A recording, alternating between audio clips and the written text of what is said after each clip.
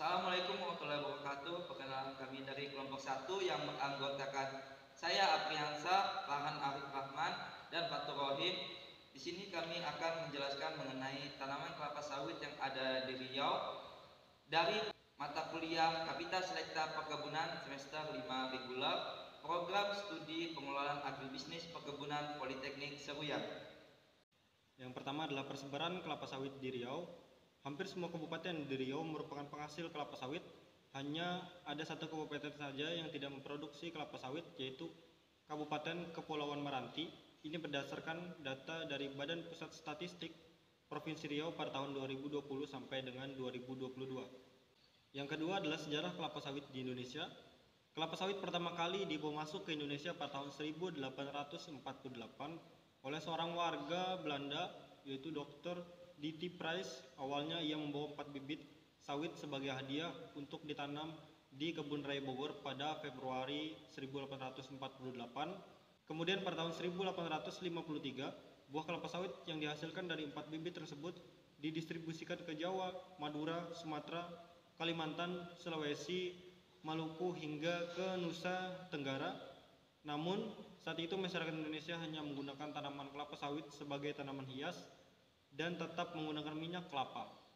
Baru sejak tahun 1910, kelapa sawit dibudidayakan secara komersial dan meluas di Sumatera. Tidak selamanya berhasil, perkembangan komersialisasi sawit di Indonesia juga mengalami masa pasang surut akibat gejolak politik Perang Dunia Pertama dan The Great Depression, depresi besar pada tahun 1923 sampai dengan 1939. Pada tahun 1919, perkebunan di pesisir timur Sumatera melakukan ekspor kelapa sawit berjalan lambat. Hingga tahun 1980-an, luas pertanaman kelapa sawit di Indonesia baru sekitar 200.000 hektaran dan kebanyakan adalah tanaman warisan pemerintah kolonial Belanda. Mulai pada tahun 1977 sampai dengan 1989, Direktorat Jenderal Perkebunan menyusun kebijakan pengembangan perkebunan swasta nasional atau yang disingkat PBSN dan pembangunan perkebunan inti rakyat atau yang disingkat dengan PIR yang meliputi PIR BUN, PIR Trans, dan PIR KKPA. Kebijakan kredit PBSN untuk perkebunan kelapa sawit ini mengakibatkan pesatnya perkembangan kelapa sawit di Indonesia. Yang ketiga adalah tahapan dalam budidaya kelapa sawit. Ada beberapa tahapan yang harus dipersiapkan dalam pembudidayaan kelapa sawit. Yang pertama adalah persiapan lahan, yang kedua adalah persiapan areal tanam. Jika lahan yang akan digunakan sudah siap, saatnya mempersiapkan areal tanam. Umumnya areal tanam kelapa sawit tertutupi oleh tanaman kacang-kacangan terlebih dahulu dengan persentase minimal sekitar 80%. Di areal tanam ini juga dibuat lubang tanam untuk meletakkan bibit kelapa sawit. Lubang tanam tersebut harus memiliki titik pancang dengan ukuran 60 x 60 x 60 cm. Yang selanjutnya adalah persiapan bibit kelapa sawit. Persiapan bibit sawit harus dilakukan sebelum bibit dimasukkan ke dalam lubang tanam. Proses persiapan bibit kelapa sawit ini dilakukan dengan memangkas daun sekitar 1,25 sampai dengan 1,5 meter dari pangkal pelepah dan membentuk serupa kerucut dengan kemiringan 30 sampai dengan 45 derajat. Yang keempat adalah pengangkutan bibit. Selanjutnya adalah pengangkutan bibit ke areal perkebunan kelapa sawit.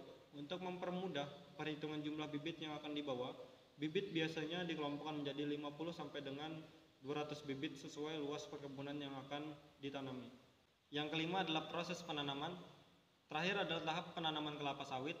Pertama, ukur kembali lubang tanam yang sudah dibuat guna memastikan ukurannya sudah benar atau belum. Selanjutnya, miringkan polybag berisi bibit kelapa sawit yang diletakkan di samping lubang tanam. Lalu buat sayatan di sekelilingnya. Tarik bagian atas tanaman agar terlepas dari polybag, lalu masukkan bibit ke dasar lubang tanam. Setelah itu, tutup dengan tanah topsoil sedikit demi sedikit dan padatkan. Selanjutnya, buat piringan dengan lebar sekitar 1 meter di sekeliling tanaman. Kemudian taburkan pupuk di atas ataupun di sekitar piringan dan tancapkan polybag bekas perpancangan. Hal ini digunakan sebagai penanda bahwa tanaman sudah benar-benar ditanam dalam kondisi tanam yang baik. Yang keempat ada perawatan. Setelah ditanam, pohon kelapa sawit juga harus dirawat agar produksi budidaya kelapa sawit menjadi optimal. Ada 3 proses pemeliharaan pada budidaya kelapa sawit, yaitu yang pertama ada penyulaman. Jika terdapat bibit yang memiliki pertumbuhan tidak normal, terkena penyakit atau bahkan mati, maka bibit sawit tersebut harus disulam. Penyulaman dilakukan ketika bibit berumur 10 hingga 14 bulan. Yang kedua ada penyiangan.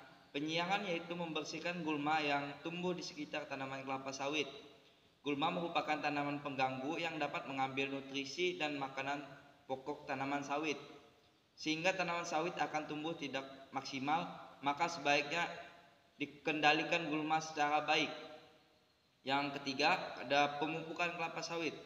Pemupukan kelapa sawit merupakan kegiatan perawatan budidaya kelapa sawit yang bertujuan untuk memberikan makanan pada tanaman kelapa sawit. Kegiatan ini merupakan kegiatan yang harus dilakukan dengan cara yang baik agar budidaya kelapa sawit dapat maksimal. Pemupukan kelapa sawit juga dilakukan sesuai umur dengan menggunakan setengah dari dosis pupuk kimia ditambah pupuk organik cair GDM spesialis tanaman perkebunan. Yang kelima ada agroindustri kelapa sawit di Provinsi Riau. Prospek pembangunan agroindustri kelapa sawit di daerah Riau sangat cerah. Untuk mewujudkan hal tersebut ada beberapa langkah yang perlu dilakukan. Yang pertama, meningkatkan produktivitas lahan perkebunan kelapa sawit. Kedua, membangun infrastruktur yang memadai dan harus terkait dengan unit pengolahannya. Ketiga, mengembangkan kegiatan penelitian dan pengembangan yang selama ini kurang terfokus. Keempat, menemukan teknologi baru untuk diversifikasi produk.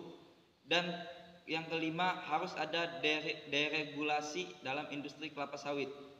Yang keenam, ada statistik produksi kelapa sawit di Provinsi Riau. Badan Pusat Statistik mencatat Riau menjadi sentra produksi kelapa sawit di Indonesia lantaran menghasilkan 8,97 juta ton pada tahun 2022. Jumlahnya setara dengan 19,68% dari produksi kelapa sawit secara nasional yang sebanyak 45,58 juta ton. Yang ketujuh adalah geografi dan juga topografi dari Kepulauan Riau untuk kelapa sawit. Luas wilayah Provinsi Riau adalah 111.000 km3 yang terletak antara 1 derajat 15 lintang selatan sampai dengan 4 derajat 45 lintang utara dari bujur timur Greenwich dan bujur timur barat Jakarta.